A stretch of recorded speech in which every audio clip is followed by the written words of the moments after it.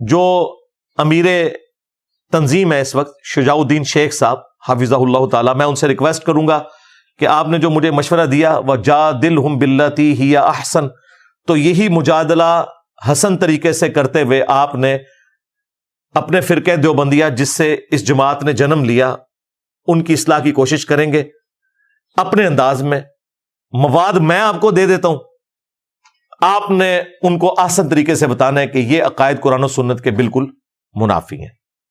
اور اس کے لیے میں کوئی تاریخ کی کتاب نہیں اٹھا رہا، کوئی ملفوظات شریف نہیں اٹھا رہا، میں دیوبند کے عقیدوں کی ٹیکسٹ بک جو ہے المحند علی المفند، ہند کی تلوار ایک سٹھیائے ہوئے بابے ایک پاگل انسان کے اوپر، اور پاگل انسان انہوں نے اعلی حضرت بریلوی کو کہا. ہاں جی، اس سے آپ کو کچھ حوالے دوں گا اور میں آپ سے ریکویسٹ کروں گا کہ یہ جو حوالے ہیں نا ان کو آپ نے آسان طریقے سے مجادلہ کر کے ان کو بھی سمجھانا ہے اور ان کے ماننے والوں کو بھی سمجھانا ہے. پہلے تو کتاب کا نام احمد بریلوی کو انہوں نے مفند کہا، یہ آپ نے ان کو سمجھانا ہے کہ ہمارے بزرگوں نے غلطی کی ہے، یہ سمجھانے کا انداز نہیں ہوتا.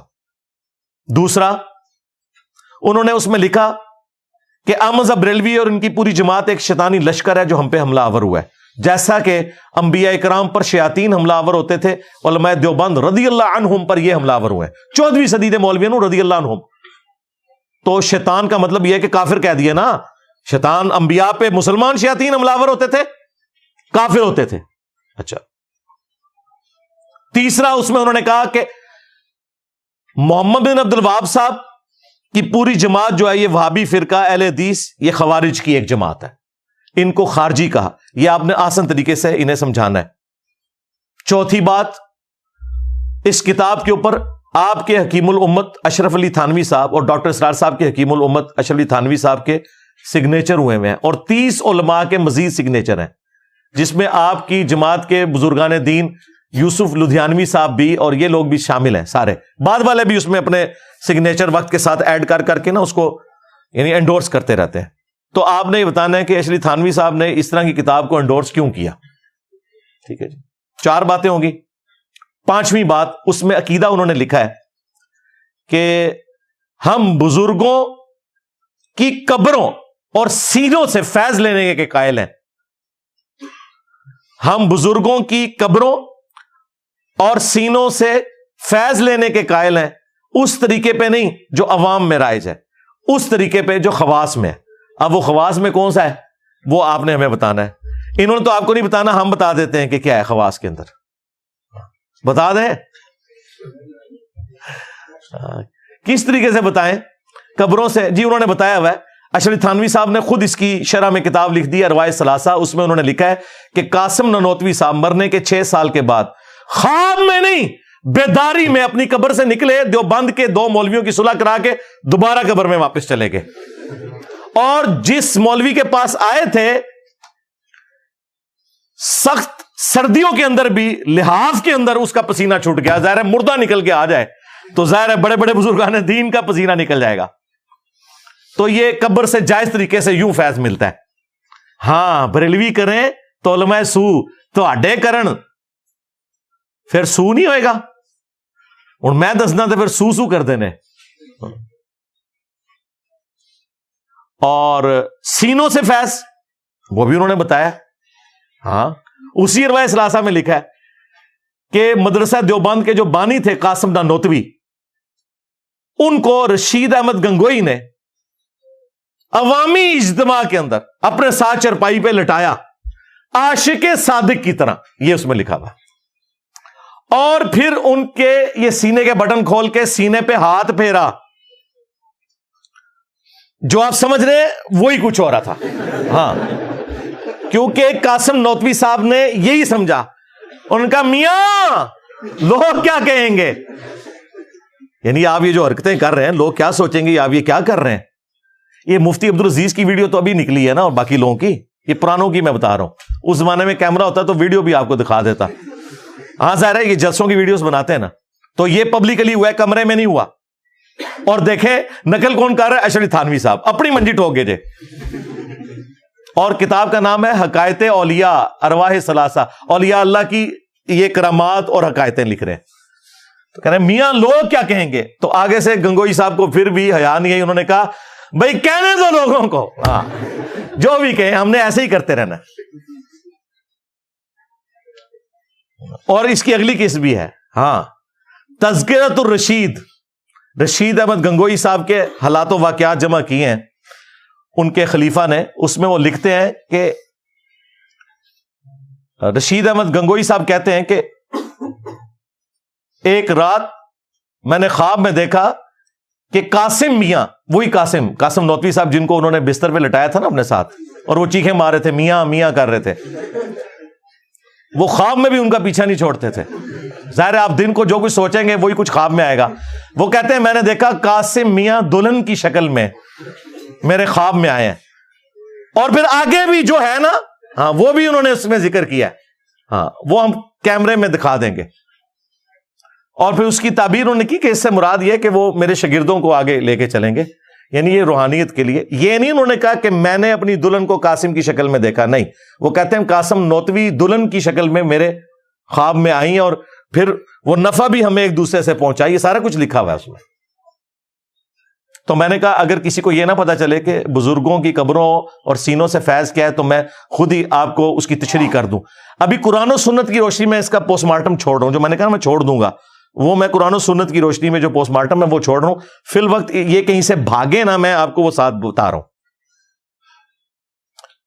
یہ 5 باتیں ہو گئی. چھٹی بات، المہند علی المفند میں انہوں نے لکھا کہ رسول اللہ کی قبر مبارک اللہ تعالیٰ کے عرش، کعبہ اور کرسی سے بھی افضل ہے. عرش سے افضل رسول اللہ کی قبر مبارک کو انہوں نے ڈکلیئر کیا. کسی آیت اور حدیث کا حوالہ نہیں دیا، کوئی دلیل پیش نہیں کی، صرف ایک جو اپنے بزرگوں کی قبروں کے ساتھ لوگوں کو جوڑنے کے لیے نبی علیہ السلام کی قبر مبارک کے بارے میں ایک جھوٹا عقیدہ بیان کیا. اس کا میں پوسٹ مارٹم قرآن و سنت کی روشنی میں آلریڈی کئی دفعہ کر چکا ہوں. آپ نے یہ بتانا ہے یہ عقیدہ نکالا کہاں سے ہے. تو آپ کو یہ کہیں گے کہ اصل میں نا انسان کی جو قبر کی مٹی ہے اسی سے اس کا خمیر اٹھایا جاتا ہے. تو بیسیکلی نبی علیہ السلام قبر مبارک میں جس جگہ آرام کر رہے ہیں نا، تو وہ مٹی آپ کے جسم کا حصہ ہے، اور رسول اللہ جو ہیں وہ اشرف المخلوقات ہیں، اس لیے عرش بھی ایک مخلوق ہے، تو نبی علیہ السلام عرش سے افضل ہے. نہ دھوکہ دینا بند کرو. انہوں نے کہا وہ حصہ ہے زمین جو رسول اللہ کے ساتھ ٹچ ہے. رسول اللہ کو انہوں نے افضل نہیں کہا، وہ کہتے نہیں اس میں سے نکلا ہے. تو اس میں سے اگر نکلے ہیں تو حضرت ابوبکر عمر بھی پھر اللہ کے عرش سے افضل ہوئے، کیونکہ وہ مٹی تو کٹی ہے وہاں پہ.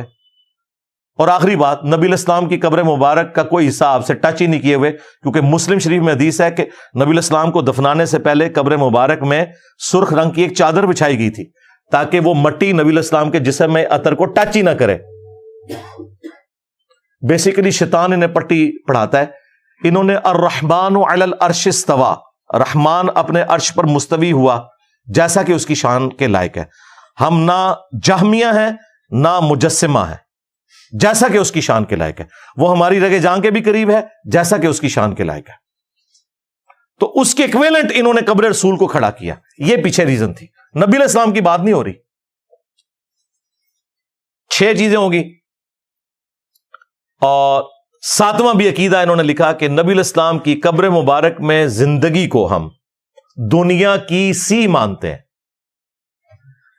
قرآن تو کہہ رہا ہے کہ تمہیں اس زندگی کا شعور ہی نہیں ہے، یہ کہتے ہیں دنیا کی سی. وہ کہتے ہیں اصل میں ہم نے دنیا کی سی اس لیے کہا ہے وہ آخرت کی زندگی، لیکن وہ دنیا کی سی اس طرح ہے کہ دیکھیں نبی علیہ السلام نے حضرت موسیٰ علیہ السلام کو شب معراج نماز پڑھتے ہوئے دیکھا.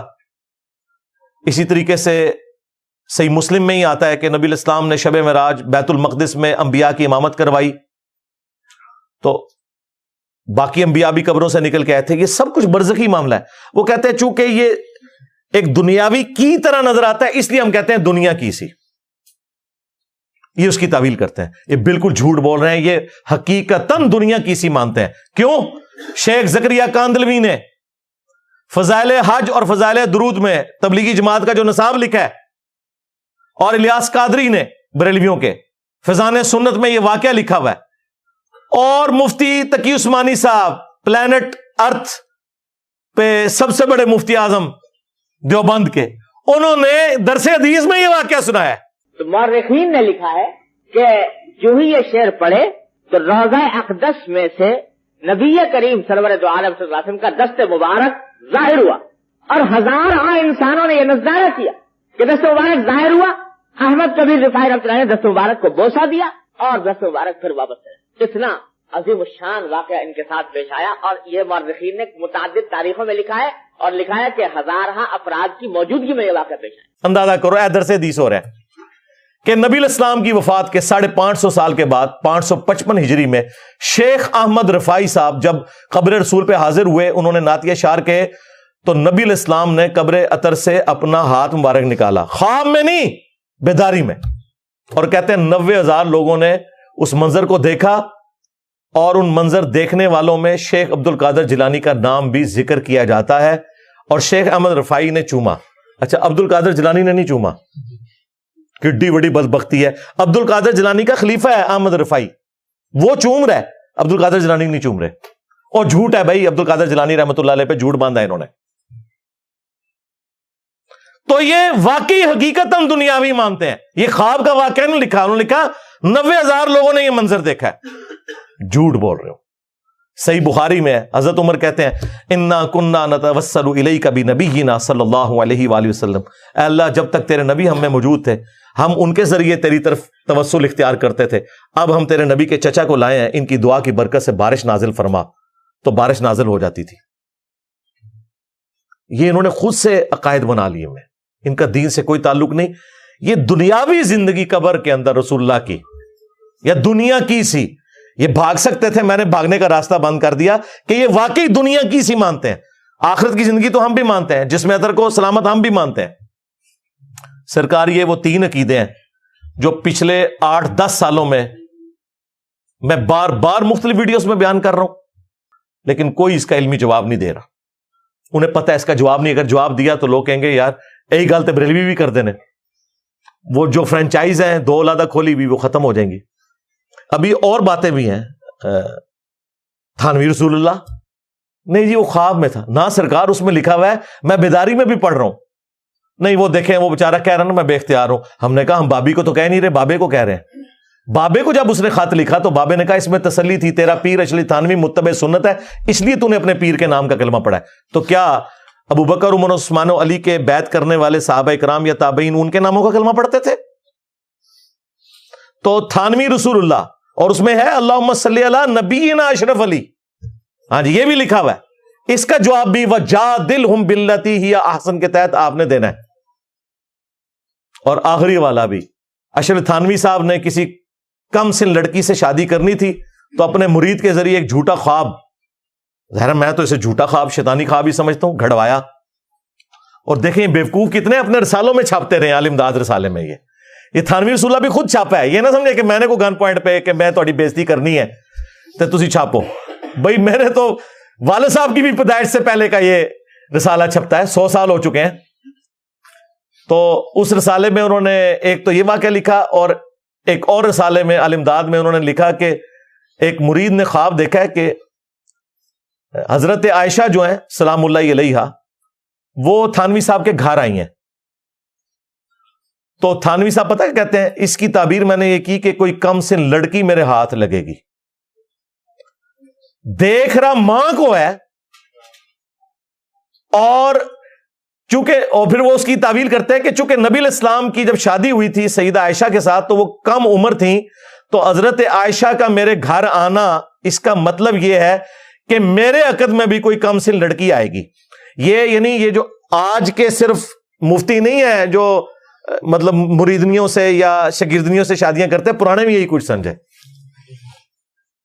اور تختہ مشق کس کو؟ اما عائشہ کو سلام اللہ علیہا.